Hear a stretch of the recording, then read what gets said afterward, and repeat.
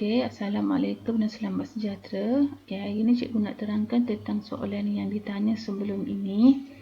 Soalan tingkatan 5 bab 1, 2 dan 3. Okey, untuk soalan nombor 6. Nombor 6, raja ialah graf yang menunjukkan keperkatan antibodi semasa suntikan antiserum. Penyakit manakah yang berkaitan dengan graf itu? Okey, soalan ni direct sahaja daripada buku teks. Okey, muka surat 34. Okey. Muka surat 34. Kemudian dia cakap dah ni, suntikan antibodi buatan antiserum. Okey, bila antiserum ni adalah keimunan pasif buatan. Keimunan pasif ada dua kan? Keimunan pasif semula jadi dengan keimunan pasif buatan. Kalau keimunan pasif semula jadi daripada ibu, susu ibu tu dia bagi pada anak, itu adalah keimunan pasif semula jadi. Kalau keimunan pasif buatan, antiserum. Ya. Kenapa antiserum? Ni dalam kes kecemasan seperti digigit haiwan berbisa, tetanus, penyakit rabies dan keracunan makanan. Penyakit rabies ni adalah penyakit anjing gila lah. Okey, untuk soalan ni kalau awak tengok dia ada 4 jawapan. Okey, mana yang berkaitan dengan anjing ataupun berkaitan dengan haiwan adalah penyakit anjing gila. Yang ketiga-tiga ni adalah berkaitan dengan vaksin, keimunan aktif. Keimunan aktif. Dan awak tengok graf dia, graf untuk yang diberi ni menurun. Okey, kalau graf tengok graf pasif, keimunan pasif ni dia menurunkan walaupun bentuk dia lain, dia menurun. Kalau keimunan aktif, dia keimunan aktif, tengok keimunan aktif. Keimunan aktif ada dua, semula jadi dengan keimunan aktif buatan. Awak tengok graf dia meningkat, naik. Dia meningkat berbanding dengan keimunan pasif buatan, dia menurun. Okey. Okey, untuk soalan nombor 8 pula, sel darah manakah menghasilkan heparin? Ini dalam tajuk pengangkutan juga bab 1. Okey, berkaitan dengan darah, sel darah putih. Kalau tengok sel darah putih dalam buku teks muka surat 9, soalan direct sahaja ni, bukan soalan kebat. Okey, dia ada 5 jenis: neutrofil, basofil, eosinofil, limfosit, monosit. Awak tengok ciri-ciri dia setiap satu. Dan awak tengok heparin ni termasuk dalam basofil. Okey, cikgu besarkan dalam muka surat sama. Ni. Basofil terlibat dalam penghasilan heparin. Apa tu fungsi heparin? Fungsi dia untuk mencegah darah membeku dengan cepat. Okey, jadi jawapan dia adalah basofil. Basofil ada heparin. Okey. Untuk soalan berikutnya, soalan nombor 20. Soalan nombor 20.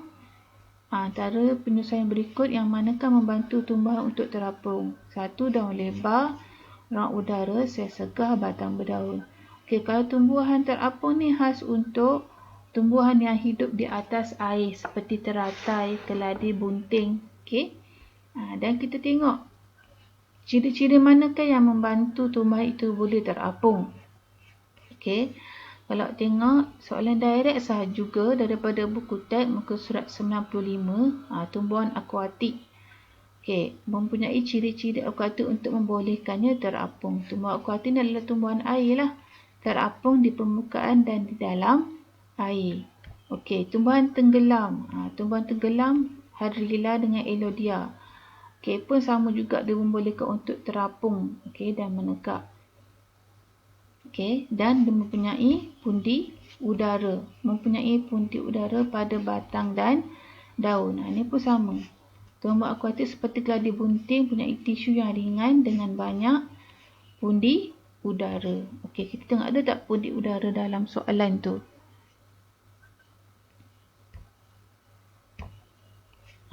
Okey, pundi udara, ruang udara ada.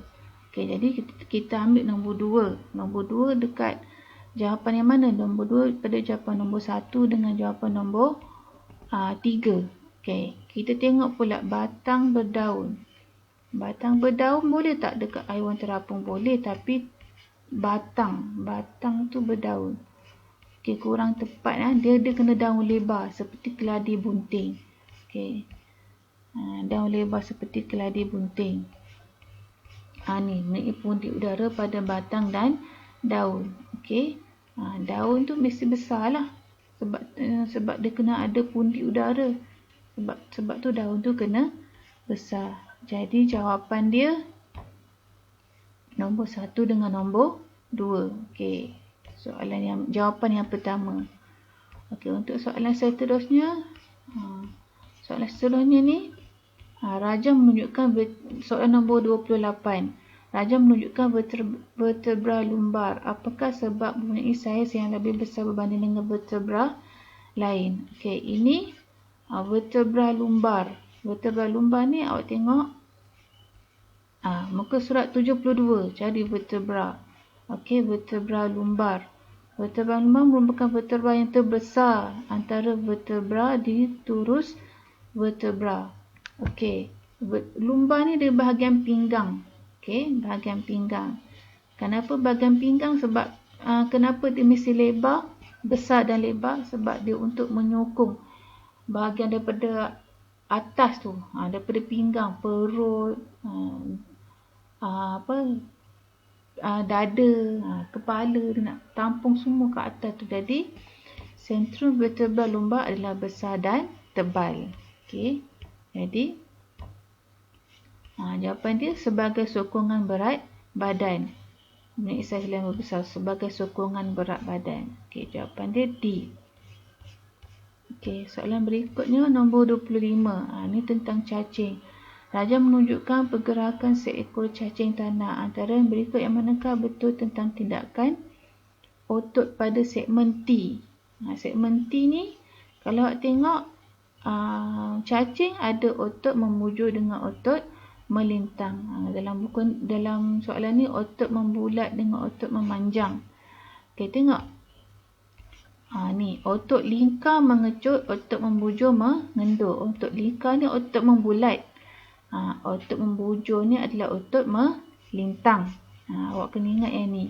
Okey, soalan tahun lepas ni dia cakap otot membulat dengan otot memanjang kan. Tapi otot membulat ni adalah otot berlingkar, otot memanjang ni otot membujur. Okey, kalau tengok waktu dia memanjang ni, dalam buku tab muka surat 81, cacing tanah mengecil dan memanjang. Bila memanjang, otot lingkar mengecut, otot membujur mengendur. Jadi otot membulat mengecut dengan otot memanjang mengendur. Okey. Jadi jawapan dia inilah, otot membulat mengecut, otot memanjang mengendur. Okey. Okey, soalan berikutnya pula berkaitan dengan neurotransmitter. Kurang jelas, kurang nampak. Cikgu tak boleh buka pula slide dia ni. Okey, untuk ni Raja menunjukkan keratan rentas sinap. Tengok baik dalam soalan tu muka surat 26. Nombor 26. Raja menunjukkan keratan serentas sinap. Apakah fungsi X? Tengok fungsi X. Ni yang kecil ni.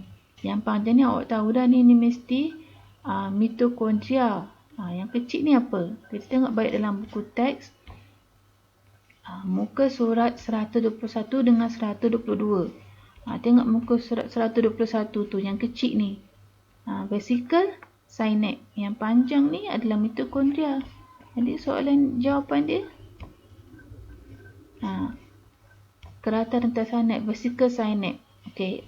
Ini adalah vesicle synapse yang kecil ni. Apakah fungsi dia? Tengok fungsi vesicle synapse dalam muka surat 122. Vesicle synapse mengandungi bahan kimia yang disebut neurotransmitter.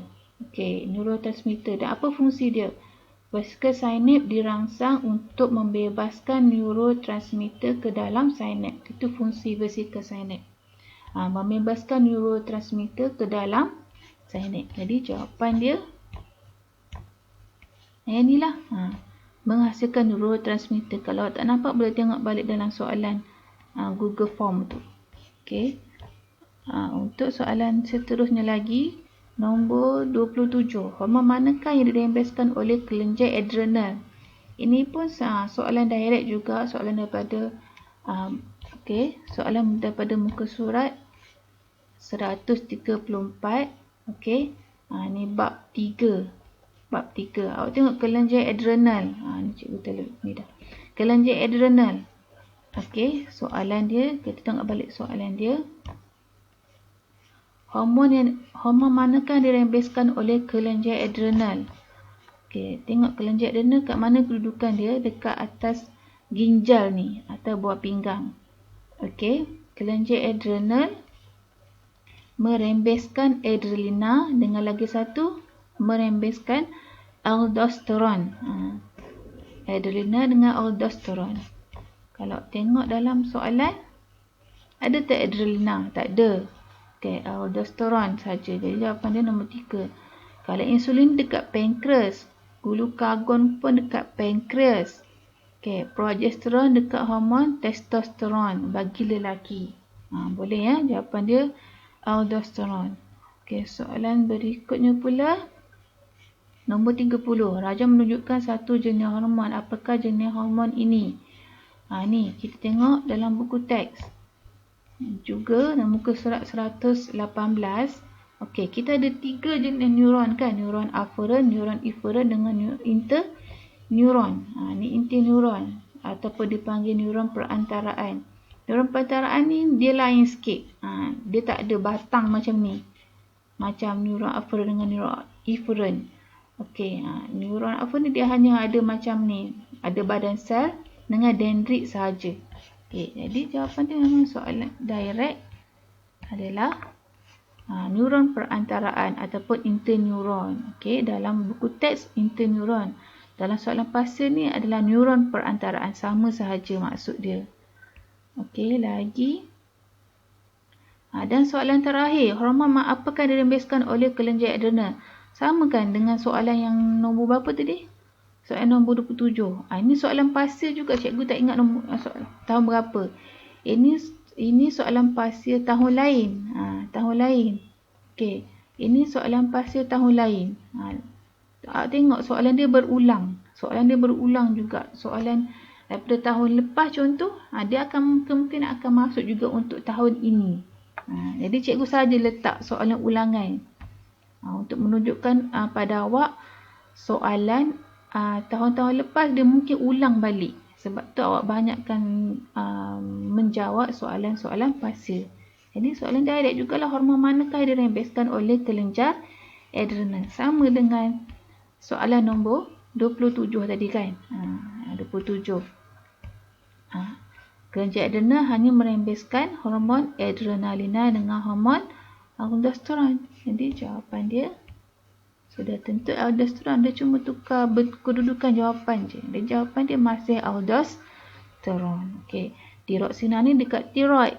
Testosteron dekat hormon lelaki, hormon testosteron dengan hormon antidiuresis pun bukan dekat ginjal. Ini dekat ginjal. Okey, jadi cikgu harap faham.